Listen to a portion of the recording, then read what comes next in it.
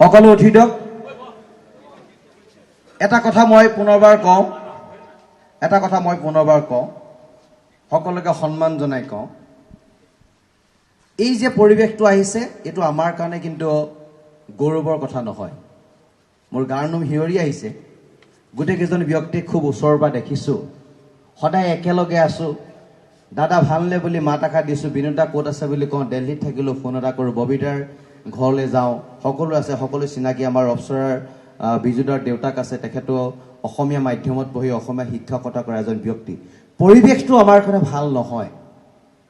পৰিৱেশটো এই পৰিৱেশ অসমৰ কোনো প্ৰান্তত কোনোদিনে যাতে নাহে তাৰ কাৰণে আমি সকলোৱে অংগীকাৰবদ্ধ হ'ব লাগিব। যি দুখী সি অসমীয়াই হওক, মাৰোৱাৰীয়ে হওক, বিহাৰীয়ে হওক, বেংগলীয়ে হওক, যিয়ে নহওক কিয়, দোষীক দোষী বুলি কোৱাৰ সাহস আমাৰ থাকিব লাগিব। আমি আঘাত পাইছোঁ, আমি কষ্ট পাইছোঁ। বয়োজ্যেষ্ঠসকলক আমাৰ সন্মুখত ৰাখি পেলাই আমি আখৰিক তৃপ্তি আমি লাভ নাই কৰা, সঁচা অৰ্থত নাই কৰা। আমিও দুখ পাইছোঁ, যিহেতু হ'ব নালাগে, হোৱাটো অনুচিত। কিন্তু পৰিস্থিতিৰ তাগিদা, ৰাইজৰ উৎসাহ, ৰাইজে কৈছে নহয় এইটো কাম কৰিব লাগিব, এই কামটো কৰিলেহে হ'ব। মই পুনৰবাৰ কৈছোঁ, মই ভোলে বাবাৰ শ্ৰীচৰণে সেৱা কৰি কৈছোঁ যে শিৱসাগৰে শান্তিৰ সম্প্ৰীতিৰ কথা কয়, সমন্বয়ৰ কথা কয়। সমন্বয় সম্প্ৰীতিৰ স্থলীত যাতে এনেকুৱা ঘটনা, পৰিঘটনা, দুৰ্ঘটনা অনাদি অনন্ত কালৰ কাৰণে নাহক, তাৰ কাৰণে আমি কৈছোঁ। আৰু সকলোৱে অ' হৰি অ' ৰাম বুলি কৈ আপোনালোকে একো ক'ব নালাগে, এনেকৈ থাকক, সেৱা কেতিয়াও কৰিব নালাগে। কোনো নহয়, আমি চব একেই মানুহ। গতিকে মই কৈছোঁ যে অ' হৰি অ' ৰাম বুলি ক'ম, তাৰপৰা আপোনালোকে উঠিব। ইয়াৰ পিছত আমি ভাতৃত্ববোধেৰে, সমন্বয়েৰে, সম্প্ৰীতিৰে শিৱসাগৰখন গঢ়িম, অসমখন গঢ়িম। আমি সকলোৱে একেলগে থাকিম। আমাৰ মন্ত্ৰী মহোদয় আছে, তেখেতলোকৰ উপস্থিতিত এই কামবিলাক হৈছে। দাদা বহি লওক, আপুনি হেৰি কৰিব নালাগে। এইটো কৈছে, মই কৈছোঁ, পুনৰবাৰ কৈছোঁ, অ' হৰি হ'ব, আপোনালোক উঠক। দাদা একো নাই, আজিৰ পৰা শিৱসাগৰ ব্যৱসায়িক প্ৰতিষ্ঠানসমূহ খোলা থাকিব। আৰু কোনেও যাতে ইয়াৰ সুযোগ আৰু সুবিধা লৈ কোনেও যাতে ব্যৱসায়িক গোষ্ঠীক পইচা পাতি ডিমাণ্ড নকৰে, সেই কথাত 30টা সংগঠনৰ নেতৃত্বই কিন্তু বিচাৰ বিশ্লেষণ কৰিব লাগিব।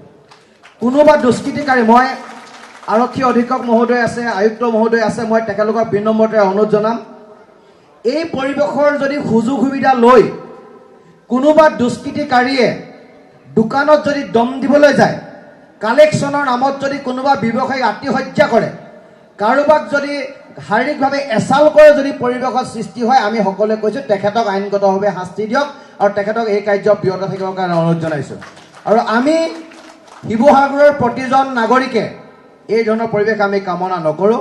আৰু আমি ভগৱানৰ শ্ৰীচৰণে সেৱা কৰিছোঁ যাতে এনেকুৱা পৰিৱেশ নাহক। মই বিনোদাক বিনম্ৰতাৰে অনুৰোধ জনাওঁ, ববিদা আছে, আমাৰ গোটেইসকল আছে, মই সকলোকে জনাওঁ, যদি এনেকুৱা দুষ্কাৰ্য শিৱসাগৰত সংঘটিত হয়, আপোনালোক নেতৃস্থানীয় ব্যক্তি, আপোনালোকে কিবা এটা কোৱাৰ লগে লগে, আপুনি যদি দিগন্ত তামুলীক কয়, দিগন্ত তামুলী এইটো নকৰিবা। আপুনি যদি আচুৰ সমীৰণ ফুকনক কয়, সমীৰণ তুমি এইটো নকৰিবা। আপুনি যদি কাৰোবাৰ সংগঠনৰ নেতৃত্ব চিটু বৰুৱা হওক, শৃংখলক যাকেই নকওক, সকলোৱে বিনোদা বুলি আপোনাক এবাৰ সন্মান কৰে।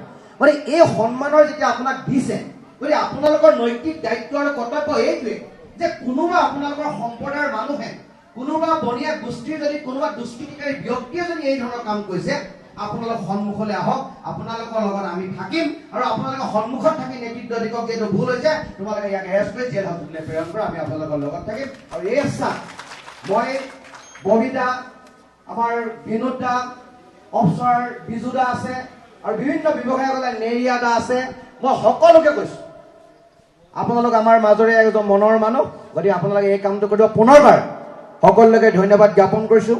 মন্ত্ৰী মহোদয়ক বিশেষভাৱে ধন্যবাদ জ্ঞাপন কৰিছোঁ। গুৱাহাটীৰ পৰা আহিছে এই বিষয়টো সমাপ্ত কৰিবৰ কাৰণে, তেখেতলোকে গুৰুত্ব প্ৰদান কৰিছে, মই তেখেতক ধন্যবাদ জ্ঞাপন কৰিছোঁ।